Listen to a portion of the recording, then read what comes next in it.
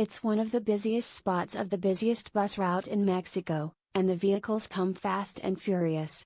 Over 10 minutes of a morning rush hour, 9 extra-sized buses rolled through Buenavista station on Line 1 of Mexico City's Metrobús. Each was jammed with people, some vehicles packed so tightly that passengers had to muscle their way in, and the swinging doors struggled to move against the crush of bodies. It's a bit hectic, but it's a system that's able to move a remarkable number of people. To put this performance in Canadian terms, carrying so many passengers in Toronto would require a regular local bus every 20 seconds. Evidence of the incredible volumes that could be transported in the dedicated lanes of Mexico's Bus Rapid Transit (BRT) network helped kickstart a BRT boom in Latin American and Asian cities, freeing the streets from other traffic and leading to big increases in transit capacity. But the concept has had limited acceptance in most of the United States and Canada, where buses have traditionally operated in regular traffic, often moving very slowly. Transit watchers say that this lack of respect for bus passengers is related to the vehicle's broader image problems in North America, where they have long been saddled with the nickname loser cruiser, and light rail is all the rage among urbanists and developers. That may be starting to change, however. Electric bus and rechargeable battery technology is advancing quickly, making these vehicles a more environmentally friendly option. And road space reserved for buses is gradually becoming less rare in North America. In York Region, north of Toronto, about 1/3 of a 34-kilometer BRT line has been built. Montreal is planning to open an 11-kilometer BRT line by 2022, with work beginning this fall. A bus plan rolled out this spring in New York called for more dedicated space.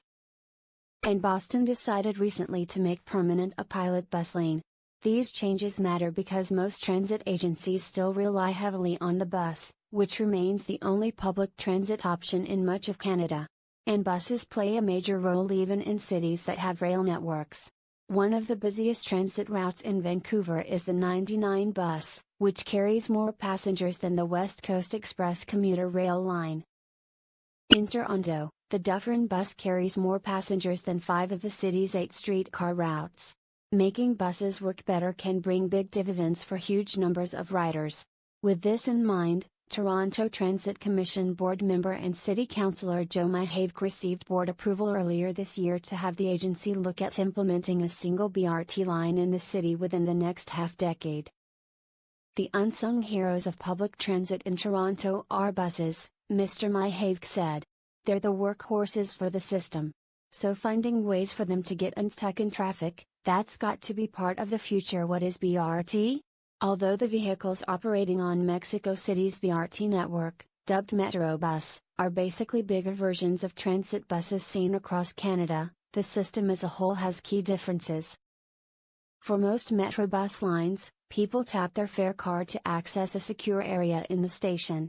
Having paid already, they can use any of the doors on the bus to enter instead of having to file past the driver, which speeds up boarding. The buses also come far more quickly than they do even on the busiest surface routes in Canadian cities.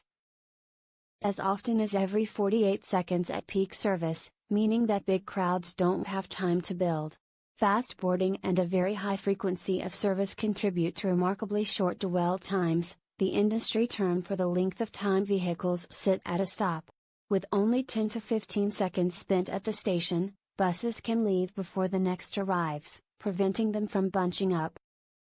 The ride itself has the jerkiness familiar to bus passengers, making it hard to read if you are fortunate enough to find a seat.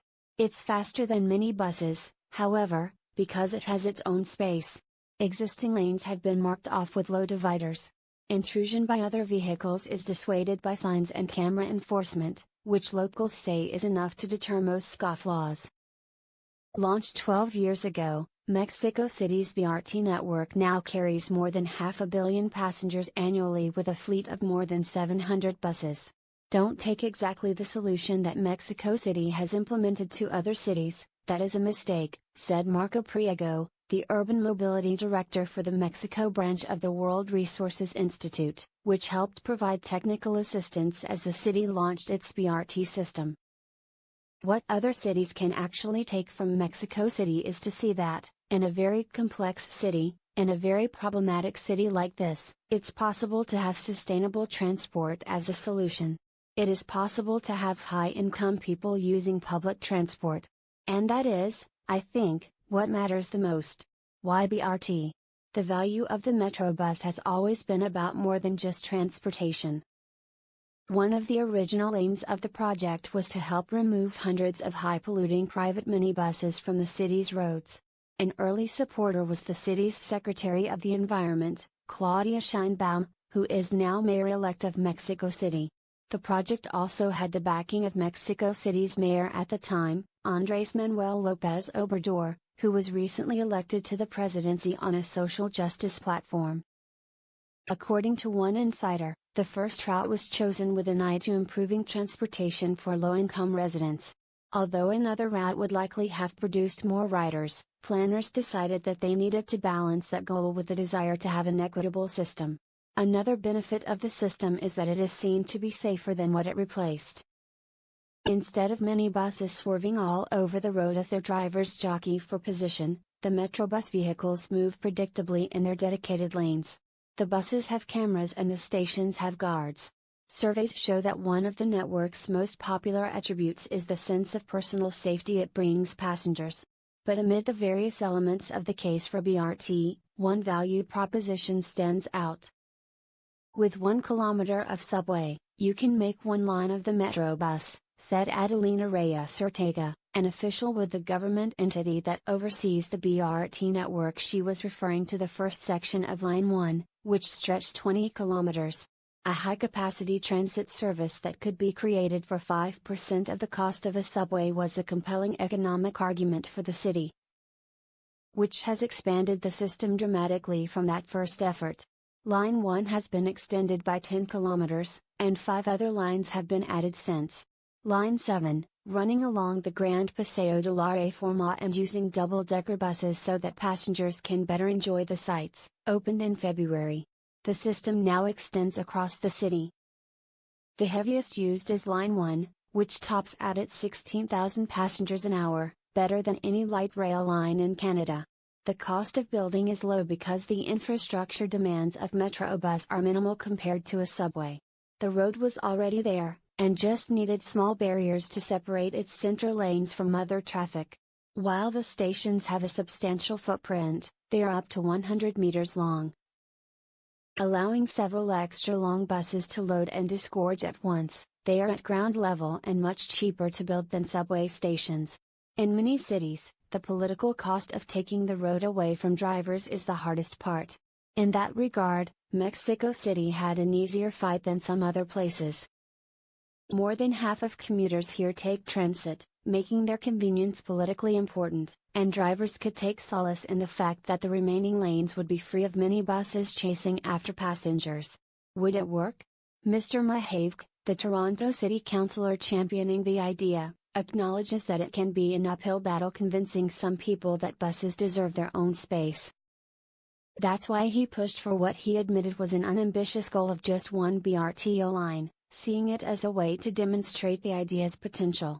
People need to touch it, feel it, experience it in a way where the pain is minimal, he argued, adding that he has no doubt space can be found on some of Toronto's roads. Most of our roads, they are so wide you can land planes on them. They should be candidates. He mentioned Finch Avenue, in the city's northwest, as one possibility.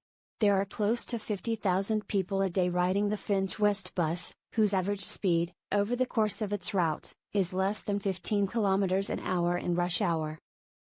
Light rail is being built on the western end of the route and, if BRT were added to the remainder, transit vehicles would have their own dedicated space all the way from Yonge Street to Humber College. However, such a plan would likely ruffle the feathers of those drivers who resent giving up road space. And even if part of a road is dedicated to transit, it can be keeping it clear. An attempt now underway to restrict traffic on King Street in downtown Toronto has resulted in thousands of tickets, as many drivers continue to ignore the rules. These problems are not unique to Toronto, though, and other cities have made strides toward solving them. Cameras are a simple and effective way to enforce bus lane restrictions in a number of places, including Mexico City. And the mayor of Bogotá, who launched that city's extensive BRT network, had a simple answer to drivers upset about bus lanes.